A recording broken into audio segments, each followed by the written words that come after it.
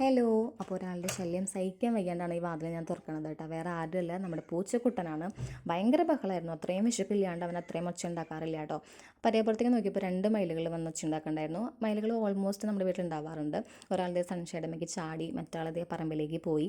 Almost എല്ലാ ദിവസവും മയിലുകൾ ഉണ്ടാവാറുണ്ട് കേട്ടോ, നമ്മുടെ പറമ്പിലും വീട്ടിലും ഒക്കെ ആയിട്ട്. പിന്നെ ഞങ്ങൾ നേരെ തൃശ്ശൂർ പോയി പുത്തമ്പള്ളിയിൽ കുറച്ച് നേരം ഇരുന്ന് പ്രാർത്ഥിച്ചു. പിന്നെ എൻ്റെ അനിയത്തിനും അവളുടെ കൂട്ടുകാരി അച്ചു നഴ്സിംഗ് പഠിക്കുകയാണ്. അപ്പോൾ അവൾ വന്നു കഴിഞ്ഞാൽ നമ്മൾ തൃശ്ശൂർക്ക് കൊണ്ടുപോകാറുണ്ട്. അപ്പോൾ അങ്ങനെ പോയതാണ് കേട്ടോ. ഇവർ രണ്ടെണ്ണം ഈ കന്നാസം കടലാസം പോലെ ഏത് നേരം ഒരുമിച്ച് നടക്കും. എത്ര വർത്താനം പറഞ്ഞാലും ഇവർക്ക് തീരില്ല.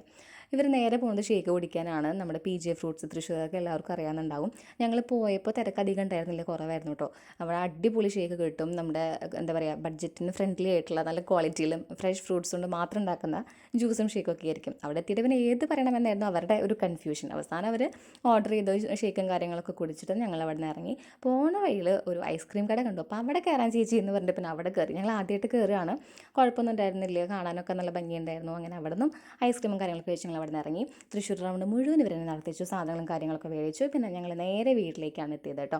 വീട്ടിലെത്തി കഴിഞ്ഞപ്പോൾ പിള്ളേർ ഡാൻസ് പഠിക്കലും പഠിപ്പിക്കലും കാര്യങ്ങളൊക്കെ ആയിരുന്നു. ഇവരൊരു ടീം ഡാൻസ് കഴിഞ്ഞിട്ട് ഒരു റെസ്റ്റിലാണ്, അതുകൊണ്ടാണ് അവർ കളിക്കുന്നത്. ഇപ്പോഴത്തെ അമ്മമാരെല്ലാം അവർ ഇരിക്കുന്നുണ്ട്. എല്ലാവരും വേറൊരു ടീമിനെ ഡാൻസ് ഓൾറെഡി പഠിപ്പിച്ചത് പ്രാക്ടീസ് ചെയ്യിപ്പിച്ചുകൊണ്ടിരിക്കുകയാണ്. അപ്പോൾ ഇവർ ഈ ഡബിൾ ഡാൻസ് ആയ കാരണം ഇടയ്ക്ക് നല്ല രസമാണ്. ഇടയ്ക്ക് നാണം വരും ഇവർക്ക്. ഇടയ്ക്ക് കുറേ കോപ്രായങ്ങളും കണ്ടില്ലേ, നല്ല രസമാണ് പിള്ളേരായിട്ട് കേട്ടോ. അങ്ങനെ നല്ല രസമായിട്ട് ഇവരെന്നെ പഠിപ്പിച്ചുകൊണ്ടിരിക്കുകയായിരുന്നു. അങ്ങനെ അവർ നന്നായി കളിക്കാനൊക്കെ ഉണ്ടായിരുന്നു. അപ്പോൾ അപ്പുറത്തെ ടീം ഇവിടെ റെസ്റ്റിലായി കാരണം കളിച്ചുകൊണ്ടിരിക്കണം. അപ്പോൾ അത്രയേ ഉള്ളൂ.